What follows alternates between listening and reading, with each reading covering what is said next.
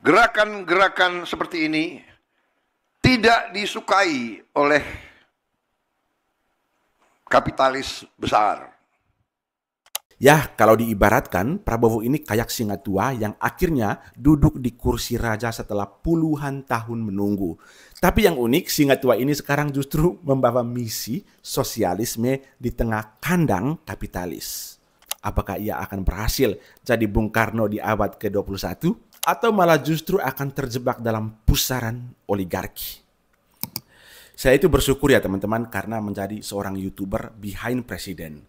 Sejak era Jokowi, saya fokus mengulas topik-topik seputar presiden baik dari sisi kebijakannya, karakter kepemimpinannya, sampai pada kehidupan pribadi mereka. Risikonya kita harus memperkaya referensi, riset, dan membeli banyak buku biografi, sejarah, dan tentu referensi yang paling akurat adalah pidato-pidato mereka. Hampir semua pidato Jokowi dan Prabowo selalu saya dengar dalam berbagai momentum kegiatan. Mungkin banyak yang bilang, ngapain dengar presiden berpidato? Mending langsung eksekusi saja, jangan hanya omong-omong dan lain sebagainya. Guys, terlepas dari apapun tanggapan kalian, tapi yang jelas, dari setiap pidato presiden, kita bisa tahu gambaran kemana bangsa ini melangkah. Pidato itu cetak biru, isi pikiran dan gagasan presiden. Jadi kalau lo mau tahu isi kepala presiden, dengarkan pidato-pidatonya dan baca buku yang mereka tulis atau yang ditulis orang tentang mereka. Dan sekali lagi era Jokowi sudah berakhir. Saatnya kita akan mengulas banyak hal tentang Prabowo. Kalau ada yang tanya, apa sih yang kamu tahu tentang Presiden Prabowo?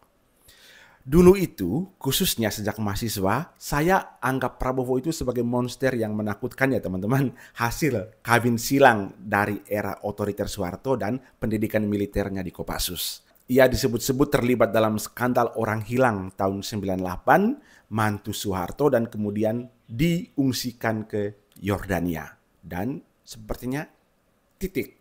Cuma itu persepsi yang membekas di kepala saya sebagai generasi milenial kelahiran 90-an.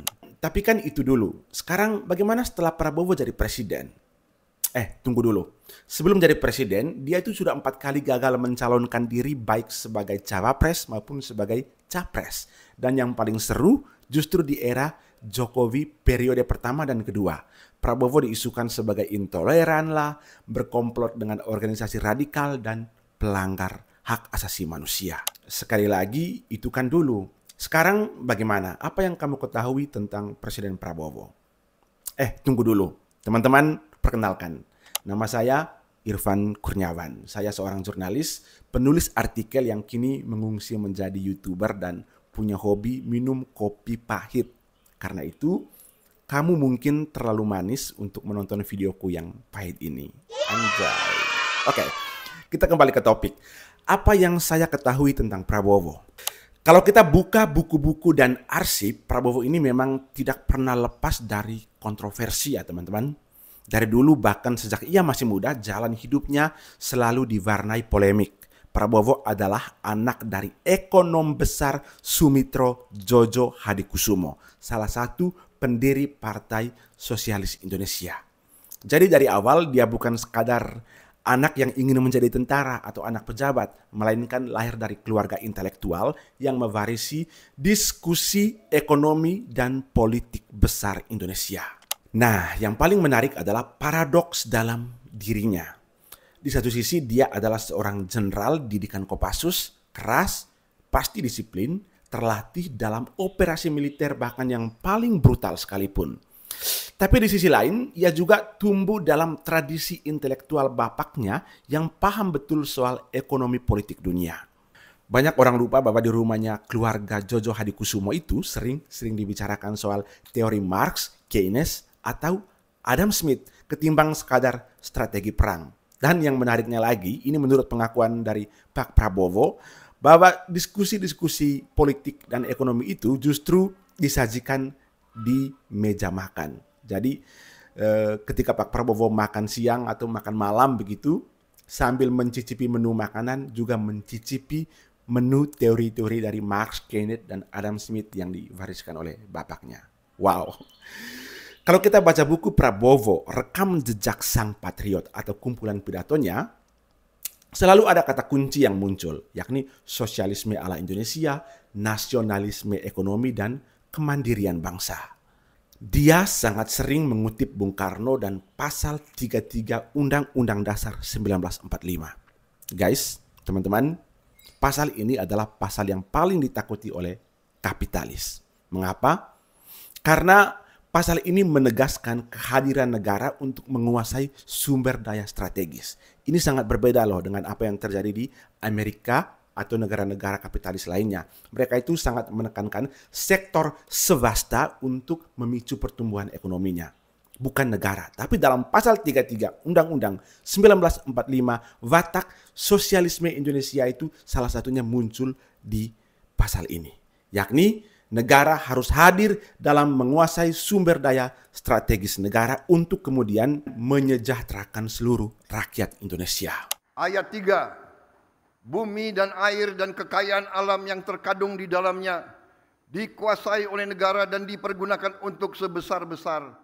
Teman-teman, sekarang kita masuk ke poin yang paling penting. Bayangkan seorang jenderal yang membawa semangat sosialisme tapi terpilih memimpin republik yang sudah terlanjur kapitalis sampai ke tulang sumsumnya.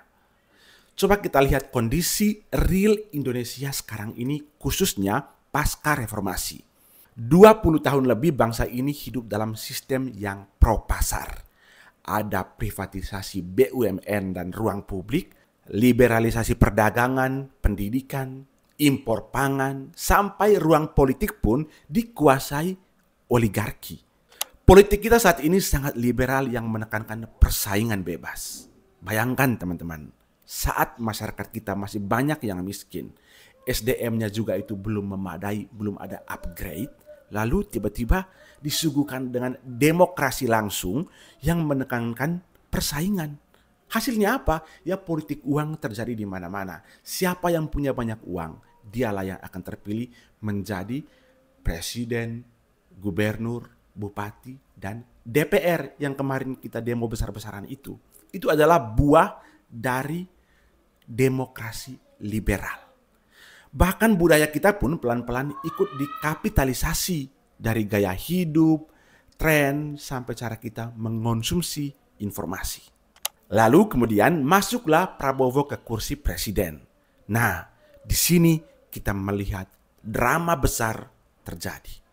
Dia berbicara soal kedaulatan pangan, tapi pada saat yang sama, pasar global sudah mengikat kita lewat perjanjian-perjanjian internasional yang dilakukan oleh IMF, Bank Dunia, atau World Trade Organization atau WTO. Dia berbicara soal ekonomi berdikari atau Trisakti Bung Karno. Tapi investor asing sudah bercokol di semua sektor vital kita.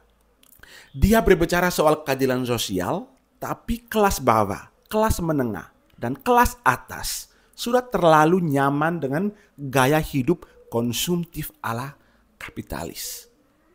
Artinya Prabowo sedang bermain di papan catur yang aturannya sudah ditentukan oleh kapitalisme global. Tapi jangan salah, dia bukan tipikal orang yang gampang menyerah. Justru disinilah kelihayan politik Prabowo diuji.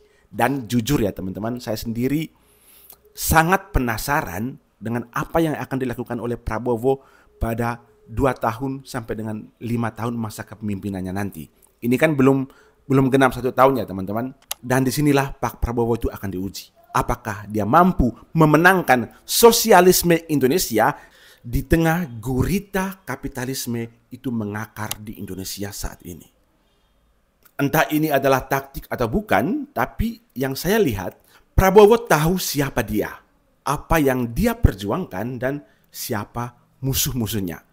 Paradoks dan kontroversi Prabowo itu mungkin sengaja dibuat sebagai kamuflase ya, untuk menyembunyikan kalau dia adalah seorang sosialis tulen. Saat mantan Presiden Jokowi mengajak dia masuk ke kabinet sebagai Menteri Pertahanan, dari situ publik mulai melihat Prabowo dalam wujud yang baru. Bukan lagi sebagai monster, tapi seorang politisi senior yang menawarkan gagasan sosialis. Di periode itu juga, sisi kontroversialnya memudar tapi lebih menonjolkan gagasan yang ia perjuangkan. Saat jadi presiden, Saya secara yakin menyimpulkan bahwa selama ini yang ia sembunyikan adalah karakter sosialisnya. Karakter itu dikamuflase seakan-akan bahwa dia itu adalah tokoh yang haus akan kekuasaan, kapitalis, dan lain sebagainya. Tapi bisa jadi ini adalah bagian dari taktik Prabowo untuk menyembunyikan siapa dia dan apa yang dia perjuangkan. Karena kalau ini diketahui lebih dulu, maka pasti dengan cara apapun dia akan digagalkan untuk menjadi presiden. Ya, kalau diibaratkan, Prabowo ini kayak singa tua yang akhirnya duduk di kursi raja setelah puluhan tahun menunggu. Tapi yang unik, singa tua ini sekarang justru membawa misi sosialisme di tengah kandang kapitalis. Nah, mungkin teman-teman bertanya, apa buktinya kalau Prabowo itu sosialis? Mari kita lihat apa yang sudah ia lakukan dalam beberapa bulan memimpin. Pertama, ada makan bergizi gratis. Program ini langsung jadi ikonik. Filosofinya jelas, tidak boleh ada anak Indonesia yang kelaparan di negeri yang kaya raya ini. Dan Undang-Undang Dasar sudah menegaskan bahwa anak-anak miskin, fakir miskin dan terlantar dipelihara oleh negara. Ini kata undang-undang loh. Ini bukan sekadar bagi-bagi makan, tapi strategi sosialisme praktis. Negara hadir memastikan generasi penerus bangsa tumbuh dengan sehat. Kedua, ada sekolah rakyat. Prabowo menekankan pendidikan yang merata. Gagasannya mirip dengan semangat sekolah rakyat ala Bung Karno dulu. Pendidikan murah, mudah diakses dengan kurikulum yang relevan untuk rakyat kecil. Bukan cuma soal ijazah, tapi mencetak generasi cerdas yang bisa berdiri di kaki sendiri. Yang ketiga, dan menurut saya ini yang paling sosialis, yakni kebijakan hilirisasi yang sudah dicetuskan oleh Presiden Jokowi. Ini yang paling sosialis dari kebijakan Prabowo. Hilirisasi industri dilanjutkan, penertiban tambang ilegal digencarkan, dan lahan-lahan besar yang dikuasai oleh oligarki kapitalis mulai diperiksa dan sudah banyak yang disita. Negara ditarik kembali ke posisi sentral, bukan hanya jadi penonton tapi pengatur jalannya ekonomi. Disitulah kita bisa memahami mengapa Danantara itu lahir ya teman-teman. Jadi sudah sangat jelas, ini sangat sosialis. Investasi yang sebelumnya diserahkan ke sektor swasta ala Amerika, kini mulai digarap oleh Danantara yang merupakan representasi dari negara. Keempat, berani lawan mafia dan koruptor. Nah, ini yang bikin heboh. Belum genap setahun menjabat, Prabowo sudah menangkap 80 orang tikus berdasi. Dari mafia pangan, cukai, sampai koruptor dan oligarki kelas kakap. Ini bukan angka kecil guys. Pesannya sangat jelas nih. Negara tidak boleh kalah dengan mafia. Dan ini tentu akan menimbulkan perlawanan. Coba kamu bayangkan saja. Kamu punya uang yang banyak. Kaki tanganmu ada di mana-mana. Dan saat asetmu disita oleh Prabowo, saat anakmu dimasukkan penjara oleh Presiden Prabowo, apakah kamu diam saja? Sebagai seorang mafia, tidak mungkin. Pasti akan ada perlawanan. Dan barangkali itulah yang menjadi penunggang dari demo dari tanggal 25 sampai dengan 30 kemarin. Meski begitu, jangan kita kira jalannya pasti akan mulus-mulus saja. No, ada beberapa tantangan berat yang kini dialami oleh Presiden Prabowo. Yang pertama pasti oligarki ekonomi. Kapitalisme di Indonesia bukan cuma teori loh. Ini sudah menjelma jadi jaringan konglomerat, penguasa media, sampai elit politik. Semua punya kepentingan menjaga keberlangsungan istana bisnisnya. Kedua, globalisasi dan tekanan asing. Mau sekuat apapun kita bicara berdikari, bicara kemandirian, faktanya kita sudah banyak terikat dengan perjanjian-perjanjian perdagangan internasional, utang luar negeri, dan tekanan geopolitik. Saya takut kalau kondisi saat ini juga bisa jadi akan mengulang kembali tahun 1965, di mana seorang presiden yang sangat sosialis justru tumbang di tangan kapitalis melalui operasi-operasi dan sabotase-sabotase yang dimainkan oleh antek-antek asing. Ketiga, budaya konsumtif. Rakyat sendiri sudah kadung nyaman dengan pola hidup kapitalistik. Dari belanja online, pinjol, sampai gaya hidup hedonisme. Bagaimana gagasan sosialisme bisa masuk kalau mindset kita sudah seperti ini. Jadi ini adalah tantangan bagi Presiden Prabowo. Apakah ia bisa mengubah sistem? Kita belum tahu. Tapi yang jelas, arah kebijakan awal ini sudah memberi tanda dan sinyal. Prabowo benar-benar ingin menjalankan sosialisme ala Indonesia di tengah badai kapitalisme yang sedang merenggut jati diri kita saat ini. Apakah ia akan berhasil jadi Bung Karno di abad ke-21 atau malah justru akan terjebak dalam pusaran oligarki? Itu PR kita bersama untuk terus mengkritisi dan mengawalnya. Terima kasih, saya pamit dan sampai jumpa di konten selanjutnya.